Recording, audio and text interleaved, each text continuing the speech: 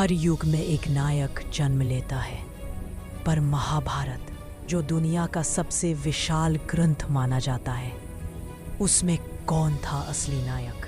लाखों पात्र, सैकड़ों युद्ध, असंख्य कहानियां, पर नायक कौन? आज हम आपको ले चलेंगे कुरुक्षेत्र के मैदान में, जहां से असली नायक की पहचान शुरू होती है। एक महाभारत नायकों का महासागर। महज सिर्फ एक युद्ध नहीं था, ये धर्म बनाम अधर्म की सबसे बड़ी परीक्षा थी। और इसमें इतने महान पात्र थे कि किसी एक को नायक कहना आसान नहीं। भीष्म, त्याग का पर्वत; द्रोण, शिक्षा का स्तंभ; कर्ण, दान का सूर्य; अर्जुन, धनुष का देवता; युधिष्ठिर, धर्म का प्रतीक; भीम, शक्ति का शिखर। लेकिन सवाल आज भी वही है, इन सब के बीच असली नायक कौन? भीष्म, त्याग का नायक। भीष्म, जिनका पूरा जीवन त्याग से भरा था। गद्दी छोड़ दी, विवाह छोड़ दिया, सुख छोड़ दिया। उनके वचन इतने शक्तिशाली थे कि देवता भी हिल जाए। लेकिन वंश रक्षा के व्रत में बंधे हुए उन्होंने पांडवों की भलाई सोची, पर हस्तिनापुर की गद्दी उनके फैसलों पर हावी रही। नायक जरूर, पर असली नायक शायद नहीं। 3. द्रोणाचार्य, कौशल के नायक। सबसे बड़े गुण, अर्जुन जैसे योद्धा को तैयार किया, पर उनके भीतर भी द्वंद्व था। राजनीति, बदले की भावना, पक्षपात, सबका असर दिखा। वह महायुद्ध के निर्णायक जनरल थे, लेकिन उनकी कहानी अधूरी है।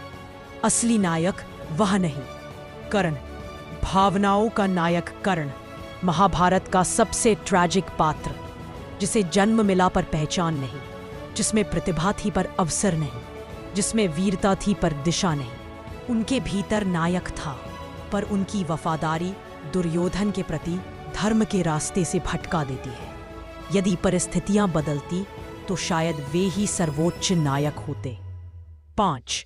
अर्जुन, युद्ध का नायक अर्जुन, कुरुक्षेत्र का सबसे चमकता योद्धा, अद्भुत निशानेबाज, अजेय योद्धा और कृष्ण के प्रिय।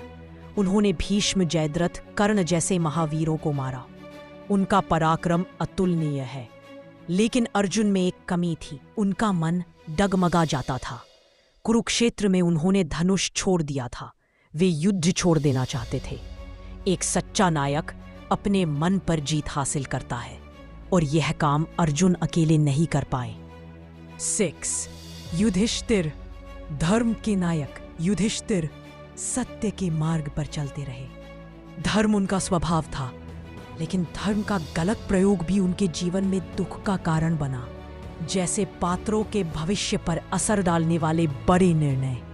उनके बिना महाभारत अधूरी है, पर असली नायक वे भी नहीं। अब कहानी मोड़ लेती है, तब मंच पर आता है कृष्ण। जैसे ही कृष्ण का नाम लिया जाता है, पूरी महाभारत बदल जाती है। क्यों कृष्ण महाभारत के असली नायक है?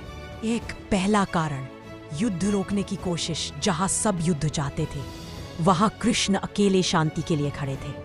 वे दूत बनकर हस्तिनापुर गए और पांडवों के लिए सिर्फ 5 गांव मांगे। अगर वे चाहते तो युद्ध उन्हें भी लाभ देता, पर वे धर्म चाहते थे, युद्ध नहीं। दूसरा कारण, रणनीति का केंद्र। महाभारत का हर निर्णायक मोड़ कृष्ण की योजना से तय हुआ। भीष्म को कैसे रोकना है, द्रोण को कैसे शांत करना है, कर्ण को कैसे हराना है, जयद्रथ को कैसे मारना है। हर समाधान का स्रोत कृष्ण ही थे। वे लड़ नहीं रहे थे, पर हर तीर उन्हीं की इच्छा से उड़ रहा था। सिरा कारण, अर्जुन को विश्व का वीर बनाना। अर्जुन महान थे, पर गीता मिलने के बाद वे अजेय हुए। गीता सिर्फ उपदेश नहीं, मानवता का मार्गदर्शन है। यदि कृष्ण वहां न होते तो अर्जुन युद्ध कभी नहीं लड़ते और धर्म की स्थापना होती ही नहीं। इसलिए कृष्ण नायक ही नहीं, धर्म के निर्देशक हैं। चौथा कारण, धर्म की स्थापना। कृष्ण ने पांडवों को सिर्फ सत्ता नहीं दी, उन्होंने न्याय दिलाया, दुर्योधन के अहंकार को गिराया, द्रौपदी के अपमान का बदला दिलाया, कौरवों के अत्याचार का अंत करवाया। वे सिर्फ रणनीतिकार नहीं, धर्म स्थापक थे।